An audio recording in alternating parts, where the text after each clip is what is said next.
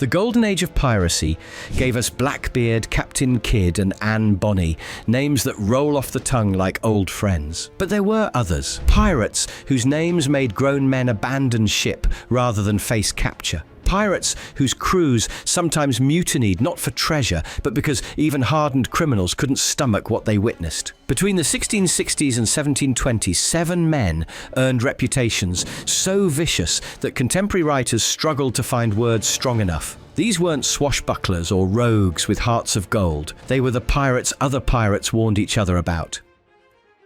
François l'Olonnais started life as Jean-David No, an indentured servant in the Caribbean. By the time Spanish mothers were using his name to frighten children into obedience, he'd become something else. The transformation happened after Spanish soldiers left him for dead on a Campeche beach. He survived by hiding under corpses, blood from dead men masking his own wounds. That experience broke something in him. Or maybe it revealed what was already there. His revenge began methodically. When a Spanish warship came hunting specifically for him near Cuba, l'Olonnais captured it. The crew, 87 men, expected the usual: ransom demands, maybe some time in chains. Instead, l'Olonnais had them brought up one at a time. He personally beheaded each man on deck, making the waiting prisoners watch as the pile of heads grew. Only one survived, deliberately spared to deliver a message to Havana's governor. No Spaniard would receive quarter, and the governor himself was marked for the same fate. The beheadings were just practice. When l'Olonnais hit Maracaibo in 1667, trying to find hidden treasure, he'd slice strips of flesh from prisoners, burn them with slow matches, or crush limbs with ropes.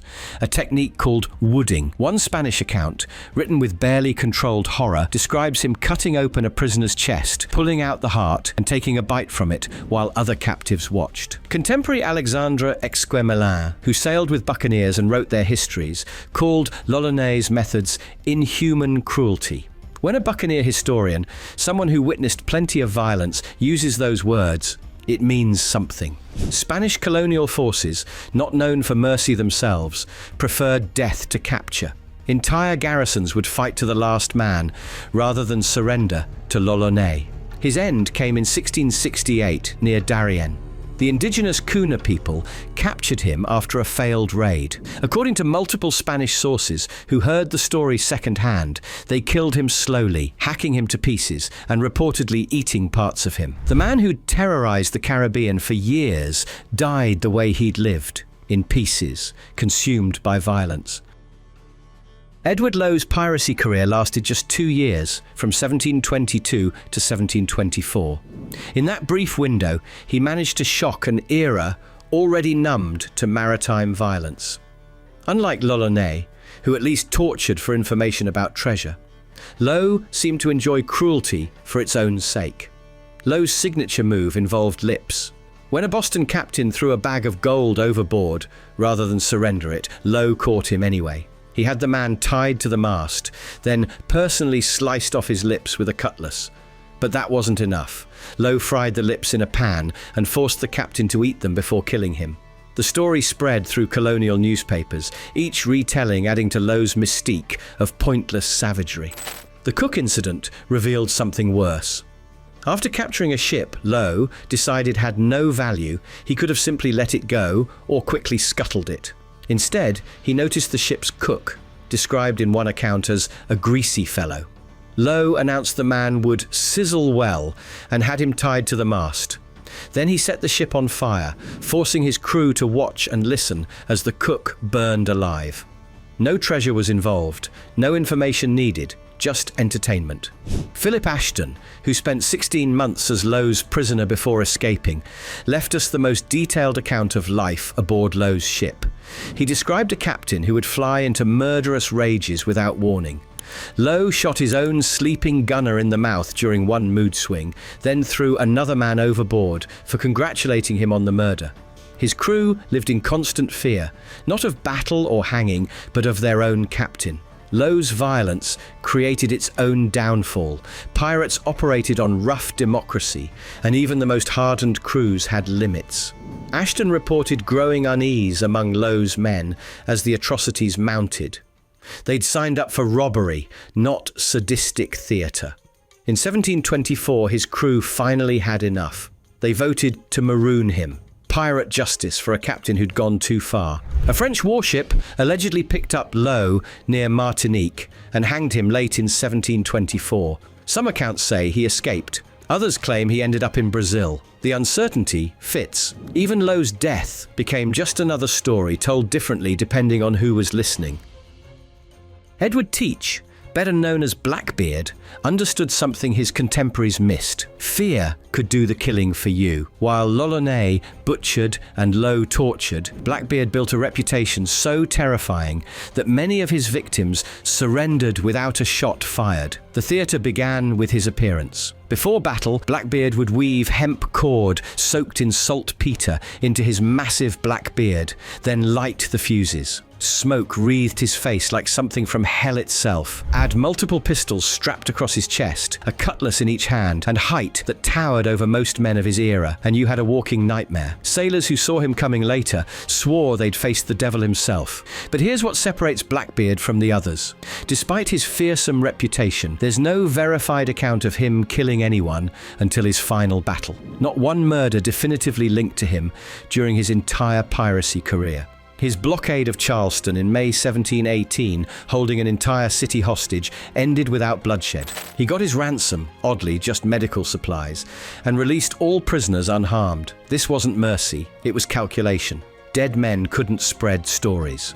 Living witnesses could tell everyone about the demon pirate who might let you live if you cooperated. Every survivor became Blackbeard's publicist, spreading tales that made the next capture easier. Lieutenant Robert Maynard, who finally killed Blackbeard, discovered the reality behind the legend. In November 1718, cornered near Ocracoke Island, Blackbeard fought like the devil his victims believed him to be. He took 5 bullets and 20 sword wounds before falling. When Maynard's men tried to throw the body overboard, they found Blackbeard still clutching his cutlass so tightly they had to break his fingers to remove it. Maynard hung Blackbeard's severed head from his ship's bowsprit. The theatrical pirate got a theatrical end. Those stories persist that his headless body swam 3 times around the ship before sinking. Even in death, Blackbeard's legend outgrew reality. Bartholomew Roberts dressed like a gentleman. He wore a crimson waistcoat, a hat with a red feather, and a gold chain with a diamond cross, stolen from the King of Portugal's treasury. He held Sunday services aboard his ship and created one of the most detailed pirate codes ever recorded, outlining everything from compensation for injuries to mandatory lights out at 8 o'clock. He also committed one of the era's most callous mass murders. Roberts captured over 400 ships in 3 years, more than any other pirate in history. Usually he was businesslike about it. Take the cargo, maybe recruit some sailors, move on. But in January 1722, off Whydah, something snapped. Roberts had captured the Porcupine, a slave ship carrying 80 African captives. When the ship's captain, ashore at the time, refused to pay ransom, Roberts made a decision that shocked even his contemporaries. He ordered the Porcupine set ablaze, with all the enslaved people still chained in the hold. Captain Charles Johnson, writing just 2 years later, could barely contain his horror. They set her on fire, with 80 people on board, chained 2 and 2 together under the deck, who were all burnt alive in the flames. Some captives managed to break free and leap overboard, only to be taken by sharks. Johnson called it cruelty unparalleled. This from a writer who'd chronicled Lowe's tortures and L'Ollonais' heart-eating without flinching. Roberts died just weeks later, in February 1722. The Royal Navy's Captain Challoner Ogle caught Roberts's fleet off Cape Lopez. Roberts, ever the dandy, had dressed in his finest clothes for the battle. A grape-shot blast tore out his throat in the first broadside. His crew, following standing orders, weighted his body and threw it overboard before the Navy could claim it as a trophy. 52 of Roberts's men hanged in the largest pirate trial in history. The prosecution spent considerable time on the Porcupine atrocity. Even in an age of casual brutality toward enslaved Africans, burning 80 people alive for spite crossed a line. Henry Every pulled off the richest heist in pirate history. In September 1695, he and his pirate confederates caught the Ganj-i-Sawai, a Mughal treasure ship returning from Mecca near the mouth of the Red Sea. The ship carried gold, silver, and jewels worth perhaps 600,000, tens of millions in today's money. It also carried hundreds of pilgrims, including women of high rank. What happened next nearly started a war. Contemporary Mughal accounts describe several days of horror. Every's crew didn't just rob, they tortured passengers to reveal hidden valuables, assaulted women, and killed anyone who resisted. One woman, reportedly related to the Mughal Emperor Aurangzeb, threw herself overboard rather than face capture. Indian historian Kafi Khan wrote that the pirates dishonored the women, both old and young, and subjected passengers to 1,000 indignities. The political explosion was immediate. Emperor Aurangzeb, one of the world's most powerful rulers, shut down all English trade and imprisoned East India Company officials. The company faced ruin unless England acted. The first global manhunt in history began, with rewards that dwarfed any previous bounty. Every knew he'd gone too far. While his crew celebrated in Madagascar, he slipped away with most of the treasure. He vanished completely from history, the only one of our 7 pirates who might have escaped justice.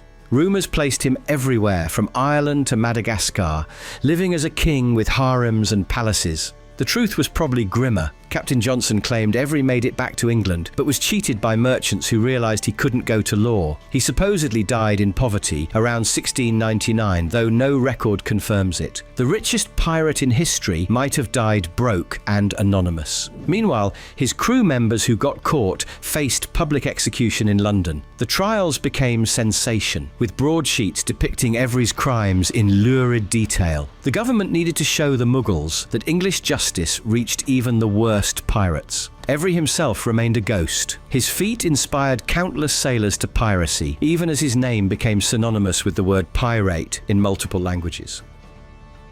Charles Vane earned his reputation through sheer refusal to bend. When King George offered universal pardons to pirates in 1718, most accepted. Benjamin Hornigold took it. Henry Jennings took it. Even some of Blackbeard's crew took it. Vane spat on it, literally firing on the commissioners sent to deliver pardons. His response to Governor Woodes Rogers, arriving in Nassau to restore order, became pirate legend. As Rogers's ships entered the harbour in July 1718, Vane set his own flagship ablaze and aimed it straight at the lead Royal Navy vessel. While officers scrambled to avoid the floating fireball, Vane slipped past in a smaller boat, firing guns and screaming insults. The new governor's first act was to watch helplessly as Vane escaped in the chaos of his own making. But Vane's cruelty went beyond dramatic gestures. He tortured merchant crews systematically, whether they resisted or not. One captured sailor reported Vane's favourite method, tying a prisoner spread eagle to the bowsprit, then threatening to crash him into the next vessel they encountered. The victim would dangle there for hours, sometimes days, bones breaking against the wooden figurehead whenever the ship hit rough seas. His own crew eventually tired of his methods. Not from moral qualms, pirates rarely suffered those, but because Vane's rage made him reckless. When he fled from a French warship, his crew wanted to attack. They voted him out as captain. The man who defied the British Empire couldn't defy pirate democracy. Jack Rackham replaced him, marooning Vane with a handful of loyalists. A hurricane wrecked Vane's small sloop off Honduras in 1719. He survived on a deserted island for months before a passing ship rescued him. Unfortunately for Vane, the captain was an old acquaintance who recognized him and turned him over to authorities. At his trial in Port Royal, witnesses lined up to testify about his tortures. The judge needed little convincing. They hanged him in March 1721. His body swung in chains at the harbour entrance for years, slowly decomposing as a warning to others. The man who'd refused the king's mercy received none in return. Roche Braziliano earned his nickname from his time in Dutch Brazil, but his real fame came from what he did to Spanish prisoners. Operating out of Jamaica in the 1660s, this Dutch pirate developed a hatred for Spaniards that went beyond mere national rivalry. It became personal, pathological, and expressed through one of the most horrific torture methods of the era. When Spanish captives refused to reveal where they'd hidden their goods, or sometimes just because they were Spanish, Braziliano would order wooden spits constructed. not metaphorical ones. Actual roasting spits, like those used for cooking whole pigs. He'd have prisoners tied to these contraptions and slowly roasted alive over open fires, turning them occasionally to ensure even burning. His drinking made everything worse. In Port Royal, Braziliano would blow through thousands of pieces of 8 in marathon tavern sessions. Drunk, he'd strip naked and run through the streets, threatening to shoot anyone who didn't drink with him. He once bought several enormous barrels of wine, placed them in the street, and forced every passerby to drink at pistol point. Those who refused got a bullet. Those who complied got alcohol poisoning. But it was his treatment of prisoners that truly set him apart. During one raid on the Yucatan coast, Braziliano captured several Spanish pearl divers who insisted they had no treasure. He had them roasted one by one, forcing the others to watch and smell their companions cooking. When the last diver still maintained he had nothing, Braziliano reportedly said, "The man must be telling the truth. No one would choose that death over revealing hidden wealth." Spanish authorities hunted him relentlessly. When they finally captured him, Braziliano pulled off one of history's great bluffs. Brought before the governor, he claimed to have letters proving Spanish officials had been trading with pirates. The documents were fake, but the governor couldn't risk calling the bluff. Braziliano walked free, returning immediately to piracy and his favorite interrogation method. He vanished from records in the early 1670s. Some say the Spanish finally caught and quietly executed him. Others claim he drank himself to death in some forgotten tavern. No grave marks his passing, but Spanish colonists probably thanked God for his disappearance. These 7 pirates operated during a moment when maritime empires created both vast wealth and desperate men. They weren't romantic rebels, but products of an age that trained men for violence, then abandoned them when wars ended. Yet they worked within sophisticated democratic structures, electing captains and sharing plunder equally. The same men who tortured prisoners voted on ship rules and compensated injured comrades. This paradox, egalitarian internally, monstrous externally, defines their troubling legacy. Their careers were brief, their ends violent. The golden age of piracy lasted barely a generation before navies swept the seas clean. These 7 names survive not as heroes or warnings, but as reminders of what emerges when desperate men meet weak oversight and vast wealth. The sea eventually swallowed them all, but the questions they raise about violence, justice, and human nature remain.